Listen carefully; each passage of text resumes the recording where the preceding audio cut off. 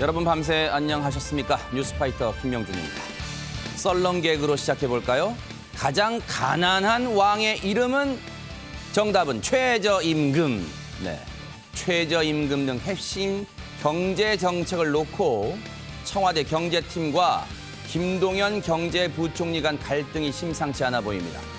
좋은 정책을 만들기 위한 토론과 이견은 당연합니다. 하지만 지금은 주도권 싸움을 할 때가 아니라 국민만 바라보고 머리를 맞댈 때가 아닌가 이런 생각을 해봅니다. 어느덧 6월의 첫날입니다. 뉴스파이터 힘차게 시작해보도록 하겠습니다. 도와주실 네 분을 먼저 소개해드리겠습니다. 백기종 전 수서경찰서 강력팀장, 심리상담 전문가 장창민 교수, 이인철 변호사, 그리고 MBN의 홍순빈 아나운서 네 분과 함께합니다. 어서 오십시오. 안녕하세요. 네. 여러분과 함께하는 뉴스파이터 첫 번째 얘기부터 풀어보겠습니다. 뉴스파이터가 지난주에 전해드렸던 아파트 단지에서 떨어진 부엌용 칼, 이 아찔했던 사건의 전말이 밝혀졌습니다. 백기정 팀장님. 네, 지난 19일이죠.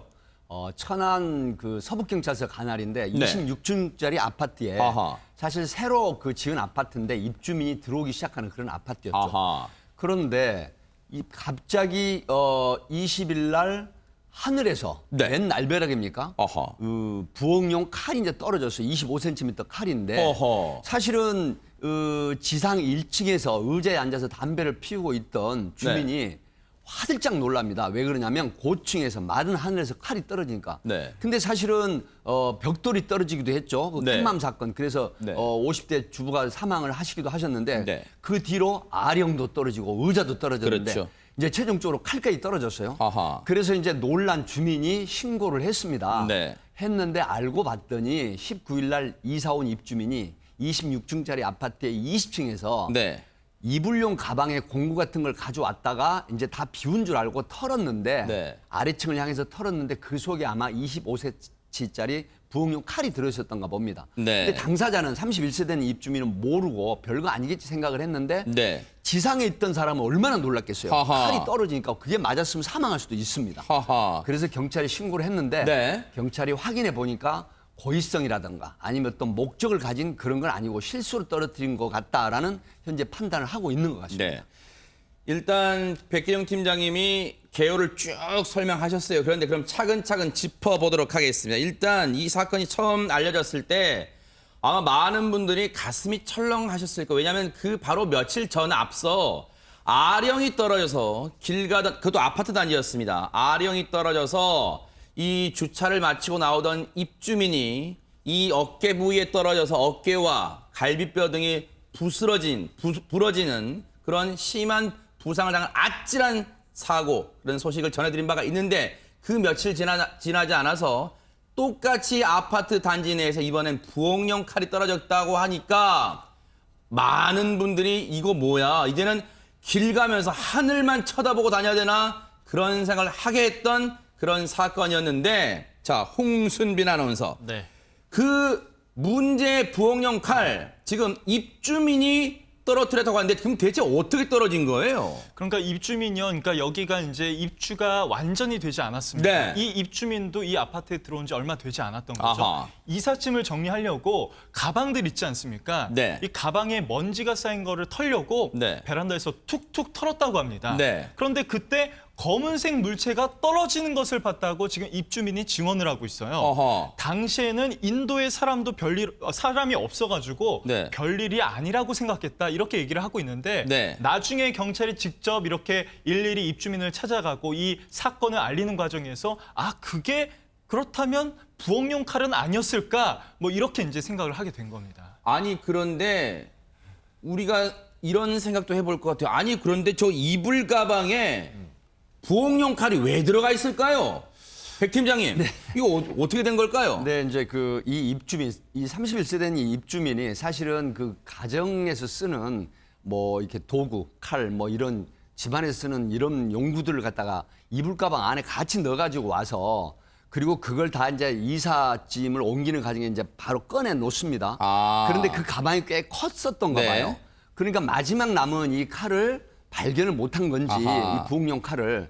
그래서 보통 아파트에서 보면 평상시에도 보면 이렇게 집안 청소하다가 밖으로 이불을 털거나 가방을 터는 건데 사실 네. 이거 잘못된 행동이거든요. 아하. 아래층으로 먼지가 들어가거나 다른 물건들이 날아 그럴 들어갈 수 수가 있어요. 있죠. 맞아요. 그럼에도 불구하고 20층에서 이걸 털었는데 네. 그때 아마 가방 안 속에 깊이 아. 들어가 있던 이 부엌용 칼이 네. 아래층으로 떨어졌는데 만약에 밑에서 네. 그 일을 하시다가 벤치에 앉아서 담배를 피우던 그 입주민이 있었습니다. 네. 이분이 만약에 머리로 떨어졌다고 하면 현장에서 굉장히 안 좋은 상황이 벌어질 수 있었거든요. 네.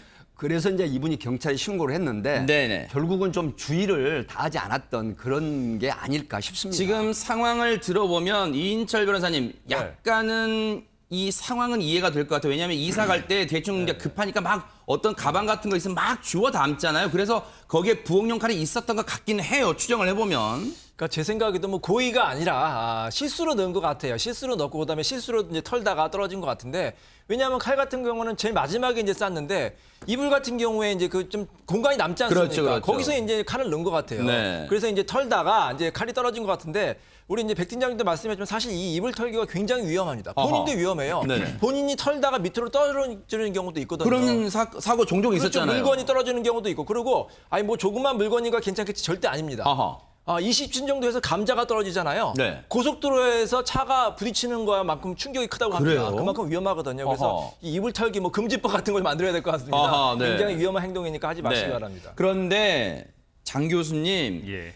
이 입주민은 지금 자기가 이 이불 가방을 떨어뜨린 과정에서 그 부엌용 칼이 떨어진 것 같다고 뒤늦게 이 뉴스를 접하고 스스로 경찰에 신고를 하긴 했어요. 그런데 당시를 떠올려 보면, 당시로 돌아가 보면 그래도 뭔가 이불 가방을 털었을 때 뭔가 떨어진 것 같다면 당장 그때 내려가 봐야 되는 거 아니에요? 예, 맞습니다. 우리가 어떤 행위가 벌어지게 되면 뭔가 확인을 하는 행위 자체는 책임감인데 아하. 그냥 안일하게 대처하는 상황에서 일은 항상 벌어지거든요. 네. 근데 아마 별거 아니라고 생각하고 또 아니면 귀찮다고 생각해서 아마 확인 안 하시는 것 같아요. 네. 그런데 우리의 모든 인간의 행동 또 우리가 흔히 말하는 어른스럽다는 행동은요. 확인하는 행동입니다. 그러니까요. 그래서 본인이 벌인 행동에 대해서 잘 모르겠으면 꼭 확인하는 행동을 조금 하시면 네. 좋겠습니다. 26층에서 떨어졌습니다. 물론 26층에서 아래를 내려다보면 그 저 1층의 이 사람, 지나다니는 혹시 사람의 크기도 굉장히 작아 보일 수 있지만 이 입주민의 말도 약간 석연치 않은 게 분명히 신고를 하신 분은 1층의 벤치에서 담배를 피우다가 자신의 근처 1, 2m, 자기 주변에 1, 2m의 그 부엌용 칼이 떨어져서 화들짝 놀랐다는 거예요. 근데 이 입주민의 얘기는 떨어진 물체가 부엌용 칼인지 몰랐고 당시 인도에 사람이 없어서 별일이 아닌가 보다 하고 지나쳤대요. 내려다봤는데 인도에 사람이 없었다고요? 벤치에 사람이 앉아있는 걸 못 봤을까요? 이 부분도 좀 석연치 않긴 합니다만 어쨌든 홍수민 아나운서. 네. 이 사건이 지금 입주민이 실수로 이불 가방을 털다가 부엌용 칼이 떨어졌다. 이게 알려졌는데 천만다행입니다. 하지만 네티즌들의 반응도 여러 가지 나온다면서요. 그렇습니다. 네티즌들의 반응을 보면요. 네. 위층의 사람들은 기본적으로 아랫집에 있는 사람들을 좀 염두에 두어야 한다. 이 뭐 부엌용 칼뿐만 아니라 옷과 입을 털면 네. 아랫집으로 먼지 다 들어가요. 네. 뭐 이런 얘기 하시는 분도 있고요. 네. 이제는 아령도 떨어지고 부엌용 칼도 떨어지고 네. 오토바이 경량 헬멧을 개량해서 네. 걸을 때 쓰고 다녀야 하는 거 아니냐. 뭐 아이언맨 수트라도 입고 다니는가 해야지 뭐 이런 내용을 남긴 누리꾼들이 보였습니다. 혹시라도 이인철 변호사님, 네. 지금은 이제 이불 가방 실수로 털다가 지금 경찰에 떨어뜨린 것 같다고 경찰에 얘기는 했잖아요. 근데 만약에 당시에 정말 상상도 하기 싫습니다만 만약에 그 떨어진 이불 가방 털다가 떨어진 부엌용 칼이 그 벤치에 앉아있던 입주민을 다치게 했다면 이건 어떻게 되는 거예요? 어휴 정말 생각만 해도 끔찍한데요. 그러니까요. 크게 다칠 뻔했습니다. 만약에 고의로 그렇게 떨어뜨렸다. 그러면 상해죄가 되거든요. 특수상해죄가 돼서 아하. 7년 이하의 징역형에 처해질 수도 있고요. 근데 만약에 고의가 없었다. 근데 만약에 그 사람이 실수로 떨어뜨려 다쳤다. 이것도 처벌됩니다. 과실치상죄거든요. 네네. 근데 과실치상죄는 형량이 낮아요. 500만 원 이하의 벌금형이거든요. 아하. 그래서 좀 경찰에서 수사를 좀 꼼꼼히 해야 될 것 같고 만약에 이 사람이 고의성으로 했다고 하면 이거 굉장히 위험한 행동이니까 네. 좀 철저하게 수사를 했으면 좋겠습니다. 일단 경찰은 입주민의 주장이 맞다고 최종 확인되면 지금 계속 진술과 맞춰보고 있는 거예요. 그 칼이 부엌용 칼이 떨어진 곳과 근데 고의성이 없고 다친 사람도 없기 때문에 일단 사건을 종결할 방침이라고 하는데 그러면 이인철 변호사님 하나만 더 마저 여쭤볼게요. 그러면 혹시 그 입주민 있잖아요. 네. 심리적으로 상당히 이번 사건으로 위축됐을 수 있잖아요. 그럼 이런 거에 대한 피해 보상 같은 거 요구할 수는 없어요? 그렇죠. 형사처벌이 만약에 무혐의가 나온다 하더라도 민사적으로는 손해배상 청구는 가능할 것으로 봅니다. 그래요? 왜냐하면 네. 이 사람이 얼마나 노력했습니까? 그러니까요. 옆에 칼이 떨어졌는데 만약에 이게 맞았으면 내가 크게 다쳤겠구나. 네. 그렇기 때문에 아마 위자료 정도는 하하. 민사적으로 청구할 수 있을 것으로 그러니까요. 보입니다. 그런 점도 좀 이 입주민이 신경을 좀 써줬으면 좋겠습니다. 자, 지금 여러분께서는 뉴스를 파헤치고 이슈를 터뜨리는 뉴스파이터와 함께하고 계십니다.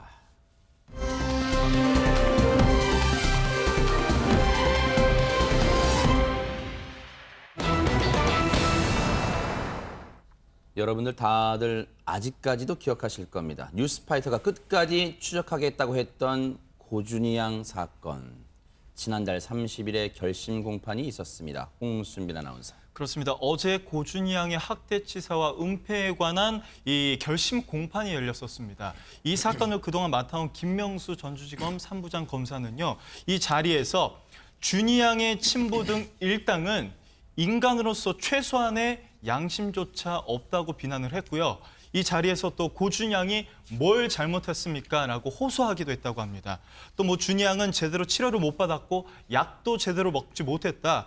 거의 완치가 돼가고 있던 이 아이가 아무 죄도 없던 이 아이가 이렇게 숨지게 됐다. 피고인들은 생명을 짓밟았다라고 호소를 했는데 당시에 방청객 한 5명 정도가 있었다고 합니다. 이 호소를 들은 방청객들 중에요. 이렇게 눈물을 훔치는 방청객도 있었다고 하네요. 네. 지난달 30일입니다. 어제가 아니라 지난달 30일에 있었던 결심 공판이고요. 이 전주지법 2호 법정에서 있었어요. 그런데 피고인들이 참회로 눈물을 흘렸다는데 그 눈물을 흘리게 한 이유가 조금 전에 말씀드린 이 전주지검 3부장 검사인 김명수 검사가 피고인들을 향해서 마지막 구형을 하기 전에 조목조목 피고인들을 준엄하게 꾸짖는 과정에서 했던 말들이 발언들이 알려지면서 지금 이 많은 분들도 공감을 하고 있고 그리고 실제로 당시에 피고인들 고준희 양의 친부 그리고 계모 그리고 그 계모의 엄마 이 3명이 눈물을 참회를 했는지 모르겠습니다만 눈물을 흘렸다 그런 기사가 알려지고 있는데 이인철 변호사님 네. 이 기사를 제가 쭉 읽어보면서 네. 그런 생각을 해봤습니다.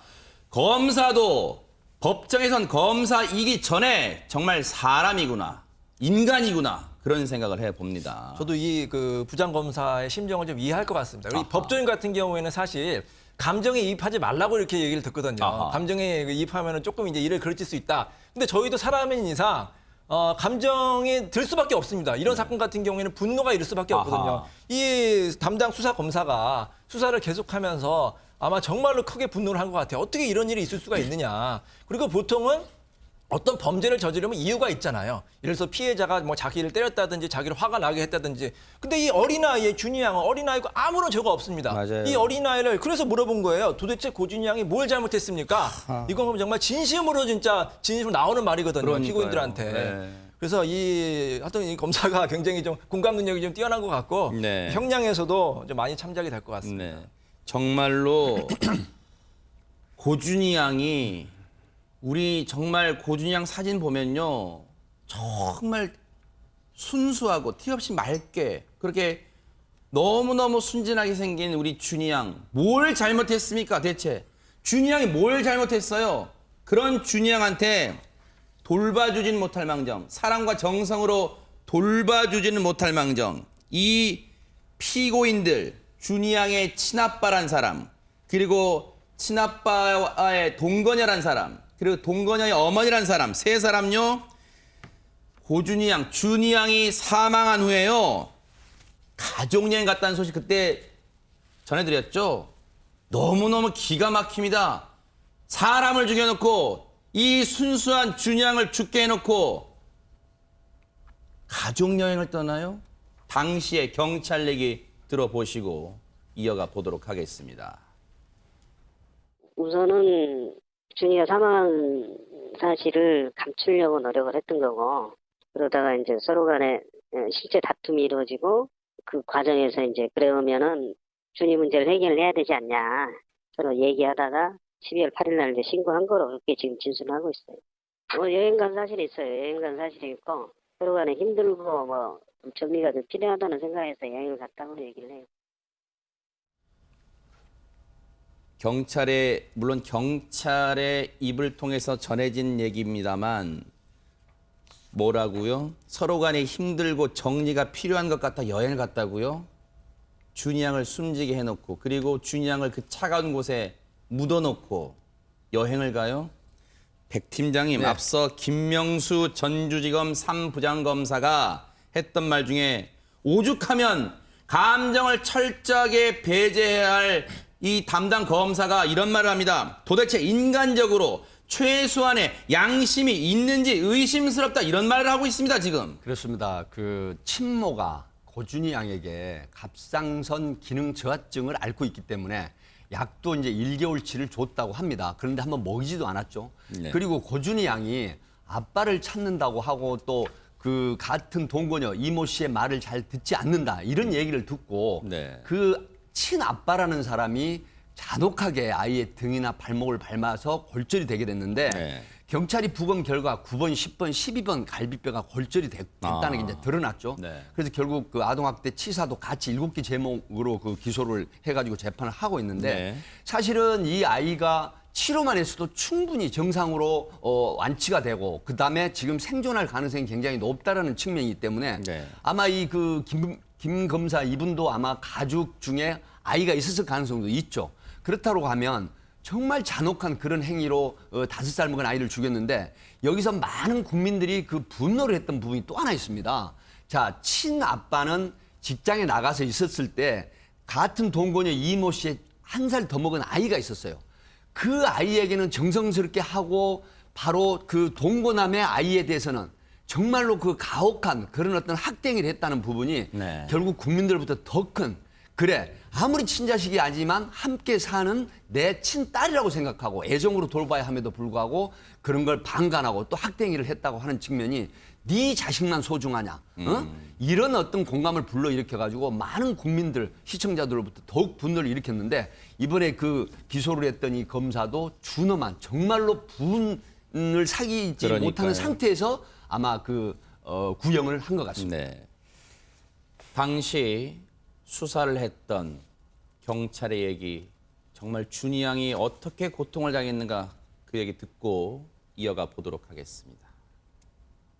그것뿐만이 아니고 기본적으로 갑상선 그 기능 저하증이 있는데 그와 관련된 약도 이렇게 먹지 않았고 3개월치가 아니에요. 한 1개월가량의 분량 약을 줬는데 그 약도 이렇게 버렸다는 진술이 일부 있어요.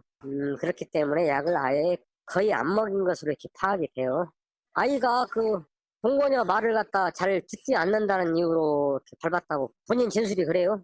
굉장히 악화가 됐죠. 그 다리가 그냥 퉁퉁 이렇게 붓고 거기 어떤 염증이 생겨서 일반적으로 염증이 이제 굶어서 터진 적이 있대요.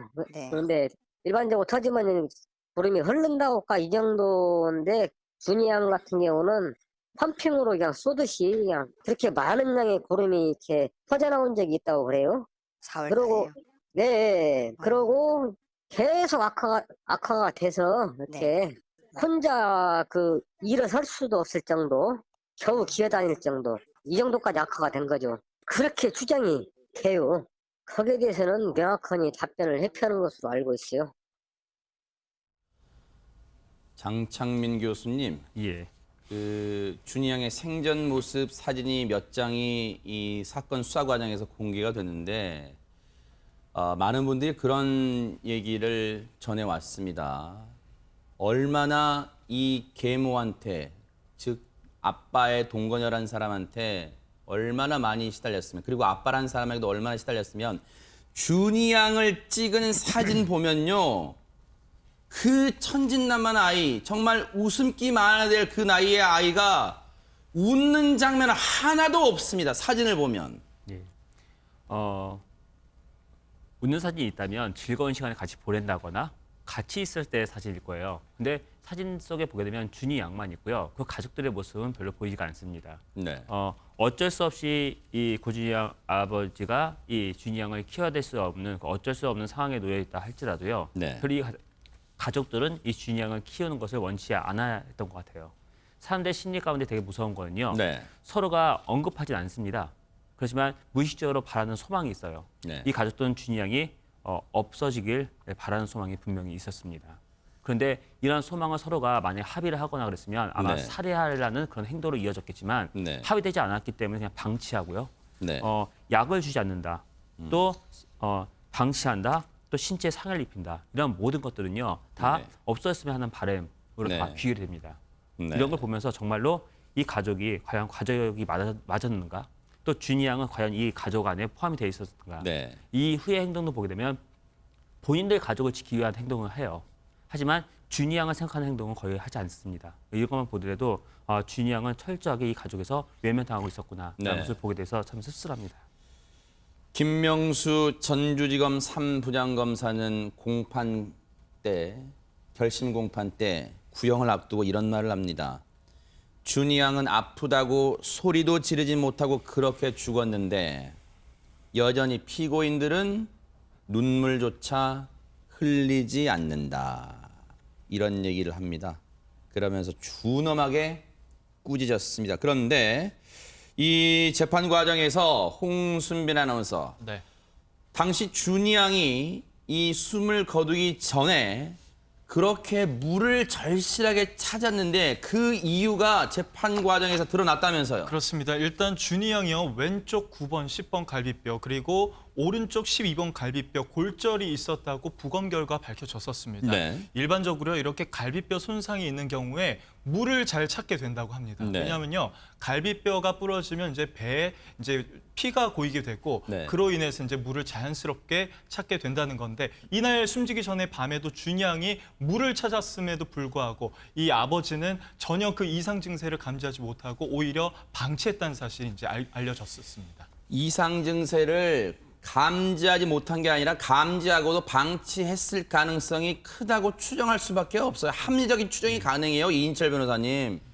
그러니까 무관심한 거예요, 무관심한 거. 저는 이제 가장 안타까운 게 뭐냐면 뭐 이혼을 하거나 뭐 하여튼 떨어져 있을 때 결국 엄마나 아빠나 한 명이 키우게 되잖아요. 근데 정말로 아이를 사랑해서 키우는 사람이 있습니다. 네. 하지만 그렇지 않고 그냥 키우는 사람이 있어요. 예를 들어서 아빠가 아이를 데려가는 거예요. 엄마한테 뺏어가는 경우도 있습니다. 왜냐하면 재판에 유리하거든요. 양육비를 안 줘도 되거든요. 그리고 상대방에게 애를 뺏기기 싫어하거든요. 이런 감정적인 것 때문에 애를 그냥 볼모로 해가지고 데리고 있는 경우가 있는데 그런 애들이 잘 클까요? 저 실제로 이제 사건을 하다 보면 그런 사람이 아이를 맡고 있잖아요. 애가 진짜 막 건강도 안 좋아지고 굉장히 안 좋아지는 경우가 있어요. 근데 다시 데려오기는 네. 현실적으로 굉장히 어렵거든요. 그래서 좀 여기에 좀 관심을 가졌으면 좋겠습니다. 범행이 발생하고 나서 범인을 잡아서 이렇게 중형으로 처하는 것도 중요하지만 미리미리 입양하는 게 더 중요하잖아요. 뭐 정말로 꼼꼼하게 우리가 관심을 가져야 돼요. 네. 이런 지금 한부모 가정이라든지 지금 뭐 이혼하거나 이런 네. 헤어지는 가정이 있을 때 정말로 애를 위해서 누가 키우는 게 좋은지 네. 그걸 좀 꼼꼼하게 살피고 관심을 가져야 될 것으로 보입니다. 네. 홍순빈 아나운서. 피고인들이 뭐 이분이 있으니까 최후 변론도 했겠고 그런데 여전히 준이 양의 친부 고 씨의 변호인 뭐 이런 얘기를 합니다. 요거 하나 짚고 넘어갈게요. 직접적 사인인 갈비뼈 골절이 고 씨의 폭행으로 발생했다는 명확한 증거가 없다. 이 사건에 대해서는 변명의 여지가 없지만 고 씨가 준이 양에 대한 애정 없이 늘 학대한 것은 아니다. 물론 변호사라는 직업이 물론 여기 이인철 변호사님 나와 계시지만 변호사가 사건을 의뢰한 의뢰인 편에 서는 거야 당연지사라고 생각은 됩니다만 어떻게 그래도 이렇게 말을 할 수 있을까 하는 생각을 시청자분들은 하실 것 같아요. 홍순빈 아나운서. 네. 피고인들 3명 최후 변론에서 뭐라고 했습니까? 일단 친부 고 씨 이렇게 얘기하고 있습니다. 제가 어리석은 제 잘못 때문에 이런 일이 있었습니다. 더 이상 애들에게 해줄 수 있는 게 아무것도 없는 이 상황에서 진심으로 죄를 뉘우치고 반성하겠습니다라는 말을 남겼고요. 무기징역이 이제 구형이 됐습니다. 그리고 내연녀 이 씨는요. 준이의 아픈 죽음 앞에 반성하기도 모자란데 감히 스스로 변론하기가 참 염치 없고 송구스럽습니다. 라면서 이제 고 씨 옆에서 반감만 해도 큰 벌을 받게 될 거란 그런 두려움 앞에서 제대로 된 판단을 할 수 없었습니다라는 내용을 남겼고요. 끝으로 그 어머니, 이 내연녀의 어머니가 징역 이제 7년의 구형을 받았는데 어머니만큼은 좀 용서해 주세요라고 호소를 했다고 합니다.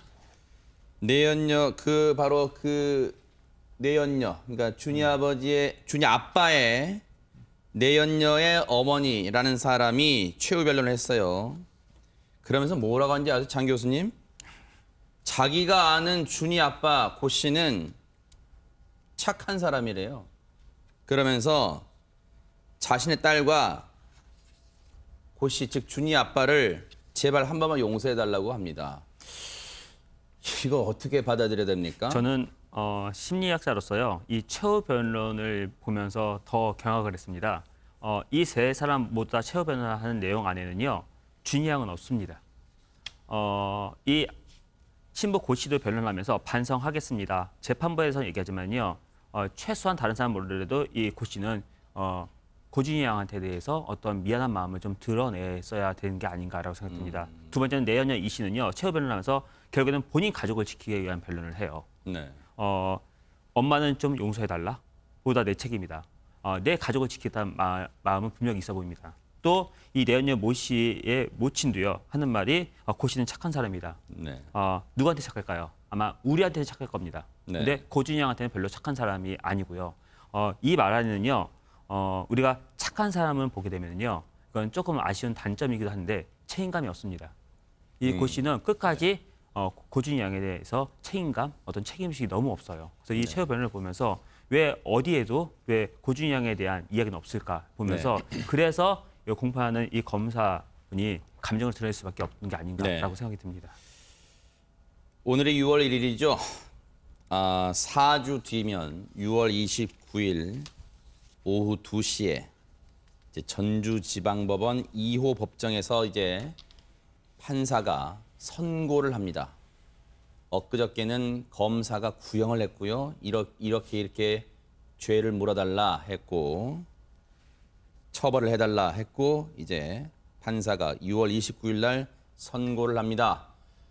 뉴스파이터가 늘 말씀드렸지만 이 사건 뉴스파이터는 끝까지 추적을 하고 여러분과 함께 하겠습니다. 자, 여러분과 함께한 뉴스파이터 이제 다음 얘기로 넘어가 보겠습니다. 정말로 송구한데요. 분위기를 바꿔볼게요. 이해를 좀 해주세요. DJ DOC 노래 아시죠? 할아버지 할머니도 춤을 춰요. 우후! 했었잖아요. 그런데 이 춤도요. 여기서 이러시면 안 됩니다. 홍순빈 아나운서. 네, 요즘같이 날씨가 좋은 날에는 이제 단체 관광객들이 이 버스를 타고 나들이를 떠나곤 합니다. 그런데 이제 단체 관광객들이 꼭 버스 기사한테 물어보는 게 있는데 가무 되나요? 라는 질문을 이제 한다고 합니다. 지금 어떤 가무인지 영상 보면서 이제 설명해 드릴 수 있을 것 같은데요. 지금 버스 아닙니다. 버스에 탄 단체 관광객들이 이제 술잔을 이제 나누고 그리고 버스가 이렇게 주행을 하고 있음에도 불구하고 지금 춤과 노래를 하면서 이렇게 시간을 보내고 있는 장면이고요. 이건 또 다른 모습인데 지금 위에 이제 화려한 그 조명이 반짝이는데 그 밑에서 노래방 기계를 켜놓고 노래를 부르고 춤을 추고 그런 모습이 이제 있었던 겁니다. 지금 밖에서 보이는 영상이죠. 안에서 이렇게 반짝반짝 거리고 있고 이 관광객들이 이 안에 서서 지금 춤을 추고 있는 모습을 지금 보고 계시는 겁니다. 네. 백팀재 형님 진짜 웃음밖에 안 나오는데 저런 장면은 사실 영화에서는 이제 뭐랄까요? 좀 극적인 요소를 가미하기 위해서 저런 장면도 나오고 이 드라마에서도 예전에 좀 나오긴 했습니다. 근데 저게 과장이 아니라 현실에 엄연히 존재하기 때문에 지금 저런 장면을 영화나 드라마에서 했던 거예요. 근데 실제로 아직도 저러고 있습니다. 네, 사실 그렇습니다. 이 행락철 관광버스가 묻지마 관광버스라는 것도 굉장히 유행을 하거든요. 네. 그리고 이제 그 행락철 때 사실 연세가 좀 드신 남녀분들이 목적지를 정해놓고 가는 길 또 돌아오시는 길에 네. 사실은 출판을 벌이시는데 네. 한번 우리가 생각을 해보시자고요. 지금 노시는 분들 안전벨트도 하지 않고 통로에서 뛰어놀고 술을 권하고 노래를 서로 합니다. 네. 근데 운전을 하시는 분은 집중이 안 될 수가 있습니다. 네. 그런데 만약에 앞에서 돌발적으로 급브레이크를 밟아야 될 상황이면 어떻게 될까요? 아하. 그대로 넘어져서 굉장히 중상을 입을 수도 있거든요. 더군다나 네. 술이 취한 상태 또 인지 능력이 떨어지는 상태란 말이죠. 네. 그렇다고 하면 대형 사고로 이어지기도 하는데 네. 자 정말 기쁨은 잠깐이지만 슬픔은 영원할 수가 있거든요. 이 네. 브레이크 없는 벤츠 같은 이런 형태의 춤판이나 술판을 버스 내에서 버린다라고 했을 때 과연 그 끝은 어디일까? 네. 한 번쯤 생각을 해보시면 네. 이런 버스 내에서 이 그 춤판, 술판을 버리고 싶은 마음은 아마 사라지지 않을까 싶습니다. 지금 저희가 화면만 보여드립니다만 저 순간에 버스 내에서 울려 퍼지는 음악이 빠바바바바바바바 무슨 이런 음악이 나올까요? 쿵짝쿵짝쿵짝쿵짝 뭐 이런 음악 분명 나올 거 아니에요. 그냥 저렇게 막 리듬을 탈 거 아닙니까? 그런데 보세요. 지금 창밖의 속도 보이세요? 이 차량의 속도 이 눈으로만 봐도 상당히 빠르게 달리고 있다는 걸 알 수 있는데 승객 일단 보세요. 머리에 뭐도 하고 참 가관입니다. 가관. 자, 저런 관광버스를 이용하는 승객의 얘기 한번 들어보시고 이어가 보도록 하겠습니다. 술을 한잔 먹고 열흘 갔다 왔다 하면 재미로. 나왔을 게 그냥 그렇게 노는 거지. 그래서 그랬습니다. 그래서 춤을 안 추신 거예요? 예, 좀 안 췄습니다. 근데요, 이게 진짜 웃고 넘길 사안만은 아니에요. 이인철 변호사님, 정말로 이거 정말로 이 자칫 한순간 깜빡하는 순간에 대형 참사 날 수 있잖아요. 저도 이제 지방 출장을 자주 가는데 네. 이제 버스 옆에서 이제 달리잖아요. 어허. 달리면은 버스가 막 흔들리는 경우가 있어. 막 흔들리면 딱 보면은 네. 사람들이 다 일어서고 다 춤추고 있어요. 세상에. 그게 시속 막 100km, 뭐 90km 이런 데도 다 일어서 가지고 하고 있는데 네. 정말 위험합니다. 그거는. 그러니까요. 만약에 사고라도 난다고 생각을 해보세요. 다 안전벨트 안 매고 서 있잖아요. 네. 대형 참사예요, 대형 참사. 아하. 생각만 해도 정말 끔찍하거든요. 그러니까요. 아니 근데 왜 이렇게 안에서 버스에서 물론 이제 흥도 이제 네. 즐기고 가무도 즐기는 건 이해하겠지만 저렇게 버스 안에서 저렇게 춤추고 노래 부르지 마시고 네. 정말로 춤추고 싶으면 노래방 가서 하시고요. 네. 너무너무 버스 안에서 추고 싶다. 네. 휴게소에서 정차했을 때 하십시오. 그래요. 맞아요. 달릴 때 하면 정말 위험합니다. 휴게소에서 물론 휴게소 너무 떠들면 안 되지만 휴게소에서 잠시 멈춰놓고 장기자랑하면 되잖아요. 만약에 춤추고 싶으면. 그런데 버스를 몰고 가는 버스를 타고 가는 승객들이야 이 나들이에 들뜬 마음에 그럴 수 있다 치지만 그러면 버스를 운전하는 운전기사 입장에서는 승객 여러분 안전을 위해서 앉아주시기 바랍니다. 이렇게 방송할 수 있잖아요. 그런 생각 들잖아요. 그러면 운전기사는 대체 어떤 입장인지 들어보시고 이어가 보도록 하겠습니다. 위험한 적은 몇 번 있죠. 특히 이제 비 올 때에는 전방 주시가 잘 안 되니까 그런 부분에서는 상당히 위험하죠. 왜냐면 음악을 틀고 있으면은 브레이크를 못 잡으니까 상당히 신중하고 조심스럽게 해야 되는데 그분들은 비가 와도 거기에 대한 대책이 없거든요. 통로에 서서 잡지도 안 하고 노니까 안 틀고 싶은데 왜 안 틀으나 음악이 내 마음에 안 맞으니까 음악 바꿔라. 정말 힘들죠, 기사들은. 손님들은 또 누가 리더가 한 분이 계실 거 아니에요, 책임자가. 네. 그럼 내가 제품에 책임질게 틀어라. 촉발되면 그런 게 전혀 없거든요. 이제 야간에 되면은 저 같은 경우는 아예 이제 음악을 아예 안 틀어버리고 손님들하고 싸우기도 하고 많이 하는데 시방에 갔다 오면은 이분들이 다른 분들한테도 그 기사는 음악 안 틀어주더라 이렇게 이야기를 하거든요. 그러면은 그 다음부터는 일이 들어오지를 안 하니까 기사들도 그걸 알면서도 위험한 걸 알면서도 어쩔 수 없이 틀어줘야 되는 거라. 안타깝죠. 기사들도 어차피 먹고 살아야 되니까 기사들한테만 처벌을 강하게 할 것이 아니고 뭔가 정부에서 대책이 손님들한테도 약한 어떤 처벌이 있으면은. 장 교수님, 예. 음악을 안 틀어주면 기사님들한테 욕을 하고 난리랍니다. 그런데 이게 욕으로만 끝나는 게 아니라 당장 다음에는 저 기사는 음악 안 틀어줘. 그러니까 다음에 저 버스 타지 말자. 그러니까 자신의 수입과도 직결된다 이런 얘기를 하고 있어요 지금. 예, 맞습니다. 생계와 연결되기 때문에 정말로 위험한 건지도 알면서 선택할 수밖에 없는 일인데요. 우리가 흔히 말하잖아요. 안전불감증이요. 보통 고속버스 타게 되면 그 바로 운전사 바로 뒤에 앉아 있는 그 의자는 문구가 있습니다. 휴대전화를 사용하지 않게 바랍니다. 어허. 그 이유는 운전기사한테 방해가 됩니다. 어허. 실제로 운전기사한테 방해가 되면 분명히 사고의 위험성이 더 높아지거든요. 그렇죠. 네네. 집중 해치기 때문에. 네. 그럼에도 불구하고 이 관광버스 기사들은 이런 선택할 수밖에 없는 건 바로 생계와 연결돼 있습니다. 네. 그래서 제가 알기로 또 많은 법적 처벌이 이 책임이 다 기사들한테 돌아가는 처벌이 돼 네. 있는 걸 알고 있어요. 근데 아하. 이것을 요구하는 승객들한테도 책임을 물을 수 있는 어떤 법적인 장치는 분명히 있어야 될 것 같고요. 네. 기사 개인이 이 부분을 막을 수 있는 그런 어떤 제도 장치가 없다는 건 지금 네. 상당히 안타까운 것 같습니다. 근데 그러니까요. 이런 것을 근절시키기 위해서 꼭 법적인 제도가 좀 마련됐으면 좋을 네. 것 같고요. 전 상식상 제가 알고 있는 버스는 이동 수단이거든요. 네. 그런데 그 버스가 유흥 장소가 될 수 있다는 것 자체가 참 네. 아이러니컬한데 저도 한번 충청도에 출장을 갔다가 돌아오는 길에 실제로 이 관광버스를 봤는데요. 네. 한번 세봤어요. 아하. 한 몇 대나 과연 그럴까? 네. 근데 놀랍게도 70% 이상이 아하. 이런 현실에 있었습니다. 네.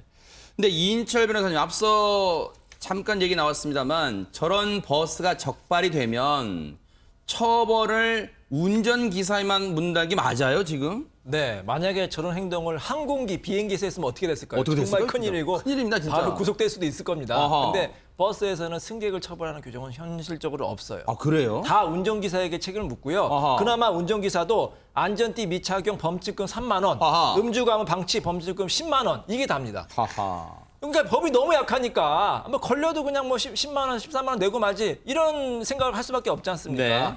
만약에 이런 행동을 하면은 버스 기사는 예를 들어서 뭐 징역형에 처할 수도 있다. 승객 같은 경우에는 뭐 벌금 한 1,000만 원 낼 수 있다. 그러면 하겠습니까? 아하. 안 하잖아요. 네. 그러니까 승객의 안전을 위해서 그리고 다른 사람의 안전을 위해서 좀 법이 강화돼야 될 것으로 보입니다. 네.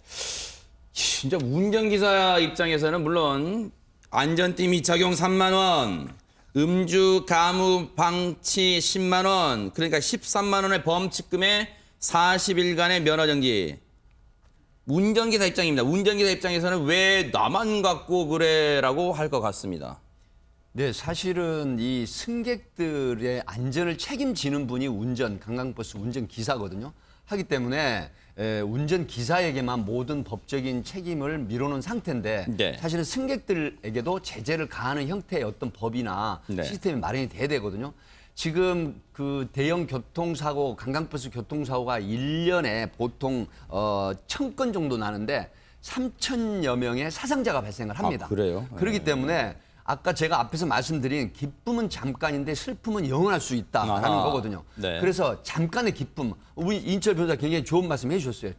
유흥을 즐기시려면 네. 자 세워놓고 휴게실에서 잠깐 세워놓고 우리 30분 후에 출발해 30분간 실컷 노시는 겁니다. 네. 그리고 또 도착해서 버스에서 내리지 마세요. 버스 안에서 즐기고 싶으면. 아하. 그리고 돌아오셔가지고 또 뭐 콜라텍이라든가 어른들이 많이 가시는 분이 있습니다. 지금 이 시청자분들은 네, 네. 아 나도 저 강항버스 탔는데 네. 야 정말 위험하구나 하는 인지를 하실 것 같아요. 네. 그래서 1,000건의 연 3천여 명의 사상자가 발생한다는 부분을 네. 머릿속에 인지하시고 앞으로 관광버스 기사를 괴롭히지도 마시고 또 서로 자제를 시켜서 네. 서로 안전한 그런 여행이 됐으면 하는 바람입니다. 네. 이 결코 웃을 수만은 없는 지금 이런 일입니다. 그리고 혹시라도 이 집에서요, 이 어르신들, 아버님, 어머님이 이 관광버스로 어디 여행을 가신다고 하면요, 자제분들이 반드시 이런 점을 주지시켜야 됩니다. 이게 정말 사고가 나면요, 평생 후회할 수도 있는 그런 대형 참사가 될 수 있다는 점 반드시 어르신들께, 또 이런 얘기하면 어르신들은 야, 젊은 사람들은 그렇게 안 노냐? 왜 우리만 갖고 그러냐? 하시겠지만 그런 점이 아니라, 그런 점을 강조하는 게 아니라 안전 대책을 평소에 잘 지키자, 이런 의미로 받아들여 주셨으면 고맙겠습니다. 반드시 지켜주시기 바랍니다. 자, 여러분과 함께한 뉴스파이터, 이제 다음 얘기로 넘어가 보겠습니다. 한 중학교에서요, 환호성이 터집니다. 근데 이 환호성 정말로 있어서는 안 될 일이 벌어진 데 대한 환호성이었습니다. 홍순빈 아나운서. 네, 지난 30일 낮에요. 한 중학교의 여성이 카메라를 들고 나타납니다. 이 여성이요, 4층으로 향하는데 여기서 자신이 들고 온 카메라를 설치하더니 갑자기 뜬금없이 춤을 추기 시작한 겁니다. 근데 이때가 5교시, 6교시 사이였거든요. 아직 학생들이 집으로 돌아가지 않았을 때인데 네. 이를 본 남학생들이 환호하면서 이 춤을 추고 있는 여성 곁으로 몰려들기 시작합니다. 아하. 잠시 후에는요. 뾰로롱 하는 소리까지 들립니다. 네. 사이버버니 별풍선 500개를 선물 받는 소리였는데 알고 보니까 이 여성이 요베비라는 이름으로 활동하고 있는 인터넷 1인 방송 BJ였다는 사실이 밝혀집니다. 하하. 학생들이 이제 뭐 환호성도 보내주고 또 이제 시청자가 별풍선까지 보내주고 하니까 네. 이 여성이 춤을 추다가 나중에는 흰색 우도까지 벗어서 민소매 차림으로 선정적인 춤까지 췄다는 사실이 알려지고 있습니다. 아니 이인철 변호사님, 학교에 아무나 들어갈 수 있다는 점도 문제지만 이건 뉴스파이터가 여러 차례 지적했습니다만 지금 그것도 학생들 앞에서, 중학생들 앞에서 웃옷을 벗는 선정적인 춤을 춘다. 이거 어떻게 봐야 돼요? 대낮에 정말. 이름도 요베비 요상한 베이비라고 해야 되나요? 어허. 이상한데. 바로 저 장면입니다. 네, 네네. 아니 왜 학교에 들어갑니까? 그것도 중학교에. 학교는 공부하는 곳인데요. 네. 그런 학교에 들어가가지고 좀 요상한 춤을 추면은 그 학생들이 공부를 할 수 있겠습니까? 특히 이제 남학생 같은 경우에는 굉장히 또 민감한 그런 사춘기일 때인데 굉장히 좀 안 좋은 영향을 미칠 수 있을 것 같고 네. 그래서 법적으로도 처벌받은 행동 불법입니다. 네. 자, 학교에 무단으로 침입한 경우에는 건조물 침입죄 네. 3년 이하의 징역형이고요. 네. 또 음란한 행위를 했을 경우에는 공연음란죄 1년 이하의 징역형이거든요. 네. 좀 이런 일은 자제해야 될 것 같습니다. 정말로 생각이 있다면, 그리고 더 충격적인 게 요베비? 어떻게 발음해야 돼? 요베비? 이렇게 발음해야 되는지 어떻게 모르겠습니다만 요베비, BJ 요베비가요. 저 학교가 자기의 모교래요. 모교에 가서 후배들한테 이런 행동을 해요. 관련해서 관할 교육청은 대체 어떤 생각을 갖고 있는지 들어보시고 이어가 보도록 하겠습니다. 어제 학교 이제 공개 수업이 있었는데 이제 원래 학교에 허가를 득하고 외부인이 출입을 해야 되는데 어제 이제 그 허가를 득하지 않은 사람이 무단으로 침입을 했나 봐요. 그래가지고 이 의심되는 사안에서 학교 교사가 직접 경찰에 신고한 사안입니다. 신원 미상인자가 학교에 침입을 해서 학생들 앞에서 뭐 퍼포먼스를 했겠죠. 그러니까 이제 학생들이 이 부분에서 화들짝 놀라지 않은 학생들은 아닐 거고 다 놀랐겠죠. 그래서 학교에서 이제 부랴부랴 이제 학교에서 무슨 일인가 교사가 알아보면 이 사람이 침입한 걸 알고 나가는 걸 저지해서 신고까지 한 걸로 알고 있습니다. 이게요, 지금 교육청 얘기가 지난달 30일 날 있었어요. 30일 오후 2시쯤에. 학교에 또 공개 수업이 있는 날이었어요, 장 교수님 또. 이 학교가 앞으로 네. 어떻게 대처할지 이 부분 되게 중요할 것 같은데요. 아무리 모교 출신 학생이라고 하더라도 이 부분은 분명히 범죄고요. 네. 또 의학적으로 말하면 반사회적인 행동입니다. 네. 도덕적인 의식이 전혀 별로 없을 때 나타나는 행동인데요. 보통 반사회적인 사람들은 자기 행동이 도덕적으로 잘못된 행동인지 아니면 이게 관심받고 행동인지에 대한 차이점을 잘 몰라요. 근데 아무리 본인의 모교라고 하더라도 그 행동이 학생들한테 어떤 영향을 미칠 것인가에 대해서 특히 중학생들은 이 장면을 보게 되면 어떤 판단력이 아직 흐리기 때문에 그냥 관심으로만 표출될 수가 있거든요. 근데 문제는 모방할 수가 있습니다. 이런 것이 방송으로 나가게 되면 또 다른 사람들도 얼마든지 할 수 있다는 생각을 할 수가 있기 때문에 네. 이 부분은 좀 강력하게 좀 처벌해서 이러한 행동들이 다시 나타나지 않도록 또 학교가 이러한 그냥 관심을 받고 싶은 행동뿐만 아니라 잘못하면 학교 자체가 범죄가 일어날 수 있는 그런 운상이 되지 않기 위해서라도 이 부분은 조금 강력하게 좀 처벌해서 학교가 그런 대상이 되지 않도록 네. 보호할 조치는 있어 보입니다. 다행이라 그럴까요? 뒤늦게 저런 장면을 목격한 선생님이 신고하면서 그나마 저 행동이 중단되게 됐는데 관련해서 경찰의 얘기 들어보시고 이어가 보도록 하겠습니다. 그때 지금 당연히 신고했죠. 선생님이 유동이 돼가지고 들어온 거예요. 춤춘 거는 누가 뭐 별풍선을 뭐 500개를 줘가지고 신나서 뭐 보통을 받았다고 그러는 것 같은데 재명이 건조물 침입을 해서 그냥 조사받고 집에 보냈어요. 잘못했다고 하고 자기가 나올 학교기 때문에 지나가다 학교 생각나서 들어갔다고 하는데 뭐. 별풍선 500개. 별풍선 500개가 대체 얼마나 경제적 가치길래 별풍선 500개 저렇게 행동을 합니까? 홍수미 아나운서. 이 시청자가 별풍선 한 개를 110원에 사서 네. 이 BJ에게 보내면 BJ는 한 개당 60원을 받을 수 있다고 합니다. 네. 그런데 이날 이 BJ 요배비가 받은 게 500개니까 한 3만 원 정도를 이제 받게 된 셈이 됐던 거죠. 네. 이 돈을 받고 이제 이런 반응을 보인 것으로 지금 네. 경찰이 파악하고 있습니다. 이에 대해서 요배비인지 뭐 어떻게 읽어야 되는지 모르겠습니다만 요배비란 사람은 저게 논란이 되니까 분명 자기도 알 거 아니에요. 뭐 인터넷으로 1인 방송하는 사람이라면서요. 이게 알려지니 논란되니까 뭐라고 입장 내놨어요 혹시? 그런데 이제 이런 입장이 또 논란이 더 되고 있습니다. 오히려요. 먼저 이런 얘기가 나오니까 걱정 마세요. 갑자기 아이들도 엄청 좋아해 주고요. 그리고 사람들도 엄청나게 많이 몰려왔어요. 그런데 불편하게 보신 분들이 있다면 죄송합니다. 꼭 잘못된 점은 고칠게요. 라고 하면서도 앞으로 이게 야외 방송에 해보니까 쉬운 게 아니네요. 경험이라 생각하고 앞으로 꼭 미리미리 준비하고 사전 허락받고 방송 더 열심히 할게요. 정말 진심으로 죄송합니다. 더 성장하는 과정이라 생각하겠습니다. 이런 내용의 이제 글을 올렸습니다. 백 팀장님.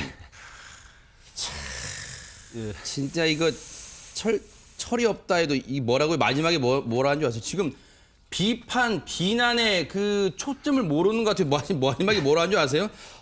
제가 더 성장하는 과정이라 생각하고요. 더 잘할게요. 지금 자기 걱정하는 거예요, 지금 우리가. 사실은 아픈 만큼 성숙할 수도 있겠죠. 근데 정말 그렇게 느꼈으면 좋겠습니다. 지금 이분이 BJ가 24세 된 여성인데요. 사실은 본인의 수입을 위해서 자기 모교 중학교를 들어간 거거든요. 그리고 공개 수업 시간이었습니다. 그런데 그 모습이 차라리 토크를 하거나 개그를 했으면 좋았을 뻔했는데 별풍선을 얻을 욕심으로 상의 재킷을 벗고 그다음에 가슴 라인이 드러나는 형태로 이 BJ 방송을 했다란 말이죠. 그렇게 되면 이 중학교에 자기 모교 후배들이잖아요. 나이가 14세, 15세 미만입니다. 이런 아이들이 어떤 걸 느꼈을까요? 그리고 또 하나 저는 여기서 제기하고 싶은 게 있습니다. 네. 사실은 얼마 전에 서울의 한 초등학교에서 인질극이 벌어졌었죠. 네. 학교에서 제지가 안 돼가지고. 그리고 굉장히 많았어요. 그 유명한 사건 있죠. 영등포에서 사실은 그 초등학생 납치해서 사실은 성폭행한 사건도 있었고. 사회적으로 무슨 일이 있을 때마다 학교나 교육부에서는 대책을 세우고 소홀히 하지 않겠다라고 했는데 이번에도 역시 아무런 제지 없이 그 촬영 장비를 가지고 들어가서 공개 수업 장소에서 학부형들이나 미성년 아이들이 보는 데서 가슴 라인을 드러내는 이런 부적절한 그런 방송을 했단 말이죠. 네. 그런데 교육청이나 학교 교사도 물론 신고를 하셨지만 이런 일이 학교 내에서 벌어졌음에도 불구하고 옷을 벗는 상태, 아이들이 몰려오는 상태까지도 학교에서 뭘 했느냐라는 거죠. 네. 이런 지적들이 분명히 존재합니다. 네. 하기 때문에 이 BJ를 탓하는 반면에 학교라든가 교육부에서도 여기에 대한 대책, 네. 무슨 일이 있을 때마다 완전히 그 땜질식으로 하지 네. 마시고 국민들이 보는 정말 이건 제대로 된 네. 방법을 세우고 대책이 있구나라는 네. 이런 인식을 좀 주셨으면 하는 바람이 듭니다. 네. 이거 하나만 짚고 갈게요. 이 요배비라는 사람이 이제 그 논란 이후에 글을 올렸잖아요. 앞서 뭐 걱정하지 마세요. 뭐 더 성장하는 과정이라 생각 들어요. 그다음에 또 하나 글을 올렸어요. 그런데 다들 물타기 당하지 마세요. 그러면서 자기 인맥을 자랑하는 듯한 글을 올립니다. 저희 삼촌이 국회의원 비서관도 했고요. 전 경찰대학장 모셔온 더불어민주당 사무국장이에요. 잘 해결되었으니 걱정 마세요. 이 글이 올라오니까 어제 또 난리가 났어요. 그랬는데 또 잠시 뒤에 글이 올라옵니다.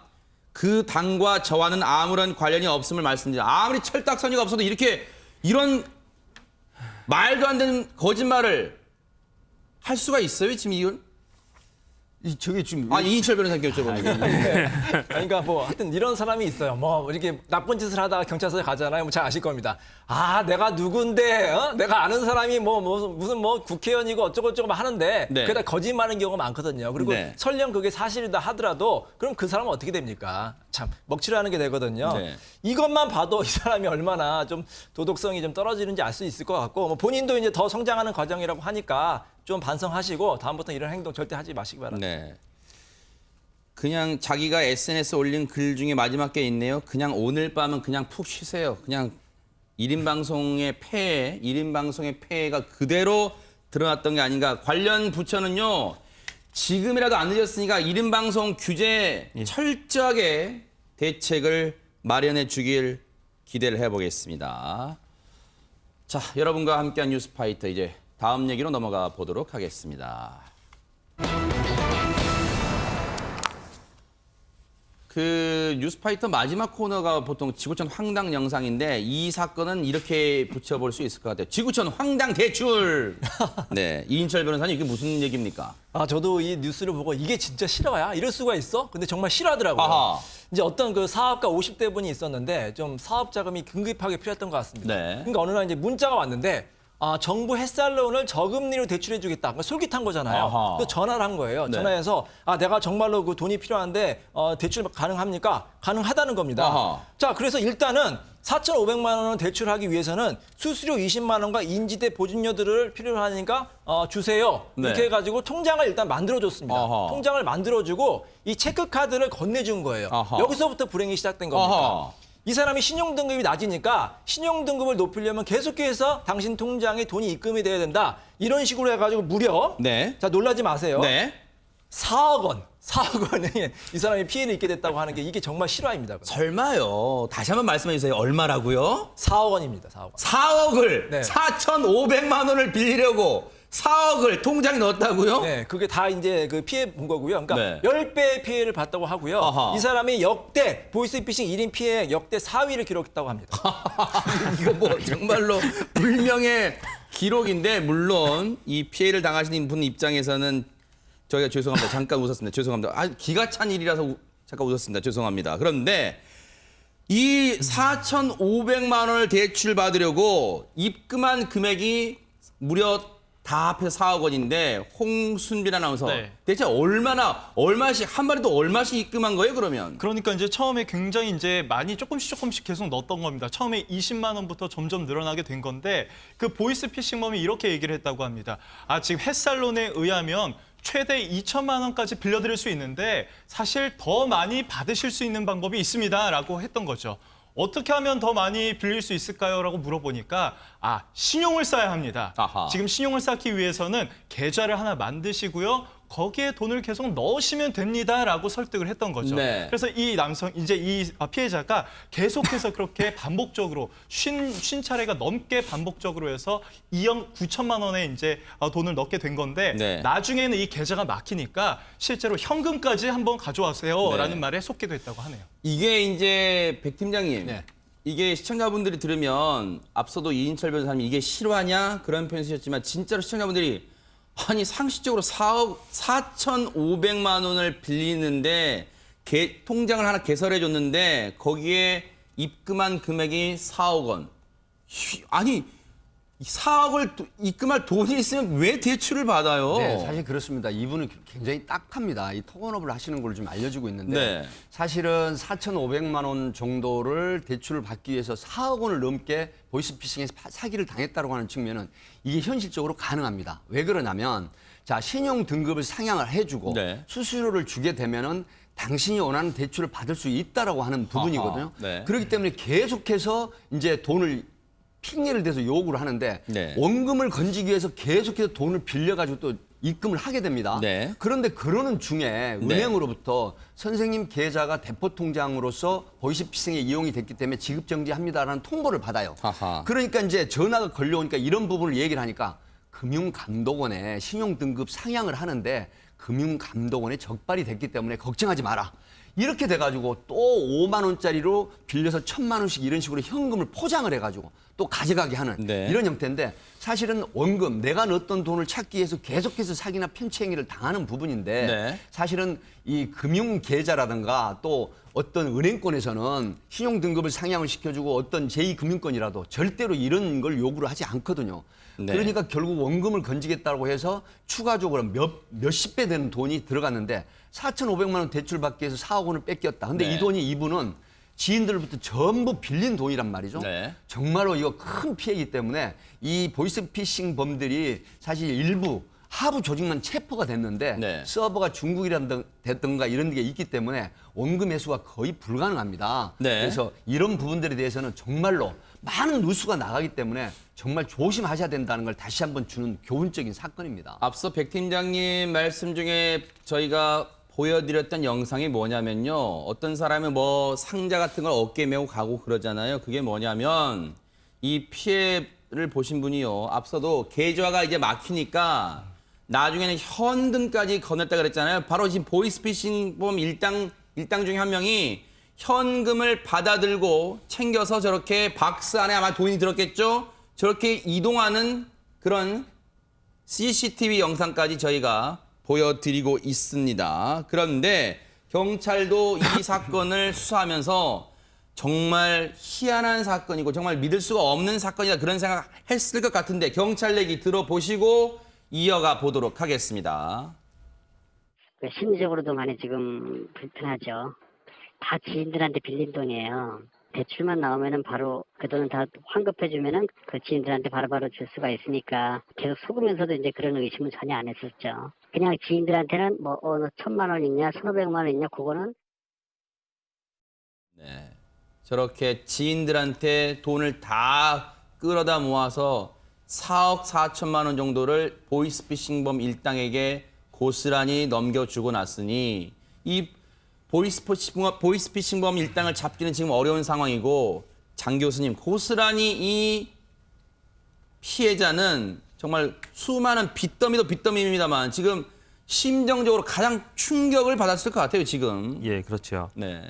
믿고서 좋을 줄 알고서 선택을 했는데 이게 네. 사기다라고 하게 되면 그 트라우마는 상당히 클 것 같은데요. 네. 사기의 기본적인 원칙은 저희들이 전에도 얘기했지만 나에게 네. 좋은 얘기만 하면 그건 분명히 사기입니다. 음흠. 우리가 정보화 시대에 살다 보니까 많은 정보가 있지만 그 정보가 정말로 좋은 정보인지 네. 나쁜 정보인지를 판단할 수 있는 것은 개인한테 맡겨져요. 아하. 근데 이것을 확인하는 가장 좋은 방법은 확인하는 겁니다. 네. 그런데 대부분들 확인하지 않아요. 이유는 네. 나한테 좋은 얘기를 하기 때문에. 아하. 근데 나중에 내가 의심을 하게 되면은 네. 의심하게 되면 그때는 이미 늦을 때가 많습니다. 그래서 저희는 그럽니다. 의심의 해석학을 좀 가지시라고요. 네. 과연 그럴까? 그래서 확인만 하더라도요. 네. 이러한 어떤 사기 사건에서는 많은 부분을 예방할 수가 있습니다. 그러니까요. 근데 이분 지금 더군다나 내가 갖고 있는 돈이 아니라 지인한테 빌린 돈으로 아마 많은 돈을 메꿨기 때문에 그 피해가 상당히 클 것 같은데 그러니까요. 네. 무엇보다도 이 가족들이요. 이럴 때서 좀 다독여줘야 될 것 같고요. 네. 본인이 해결할 수 없는 문제가 생기게 되면 제일 우선시 해야 될 것은 가족들의 도움입니다. 네. 가족들이 잘 다독여 주기 바랍니다. 네. 그런데 백 팀장님, 네. 이 보이스피싱범 일당들 잡기 어려울 것 같았는데 정말 다행히 잡았다면서요. 검거를 했다면서요. 네. 그 경기 북부지방경찰청 지능범죄수사대에서 치밀한 수사를 했는데 네. 사실은 보이스피싱 굉장히 어려운 범죄입니다. 검거가. 네. 그러니까 현장에서 검거를 많이 하는데 네. 사실은 역할 분담이 다 있습니다. 네. 자, 수거책이 있죠. 네. 그다음에 현금 인출책이 있고요. 네. 그다음에 송금 이 환전 네. 이런 역을 담당하는 책이 네. 있고요. 사실은 이제 이런 부분인데 4명의 이 공범들이 체포가 되긴 했습니다만 네. 전부 하부 조직이거든요. 네. 하기 때문에 이런 부분에 온 공범은 네. 못 잡기 때문에 좀 조심해야 될 그런 네. 범죄. 근데 요즘에 누가 이런 피해를 당하냐 하는데 실제로 저도 뭐 1억 원 넘게 보이스피싱 피해를 당한 사람 상담을 해준 적이 네. 있거든요. 한번 이렇게 믿으면 계속해서 속아 넘어갈 수밖에 없고요. 네. 이 피해자분 너무 낙심하지 마시고 다행히 3명을 잡았잖아요. 네. 이 사람한테 민사적으로 손해배상 청구할 수 있습니다. 이 3명 정말 평생토록 이 피해자한테 변제를 해야 될 것으로 보입니다. 네. 이런 게 의심스러우면 항상 금융감독원에 신고를 꼭 해달라는 또 금융감독의 부탁도 있습니다. 여러분 꼭 참고하시고요. 자, 마무리해 보겠습니다. 세상에서 가장 끊기 어려운 유혹 뭘까요? 식후 연초라고요? 아닙니다. 그보다 더 어려운 건 선거철 상호 비방 같습니다. 그러면서도 공통적으로 하는 말, 당선되면 국민 말에 귀 기울였다. 지금 귀 기울이십시오. 뉴스파이터 마칩니다. 함께해 주신 여러분 고맙습니다.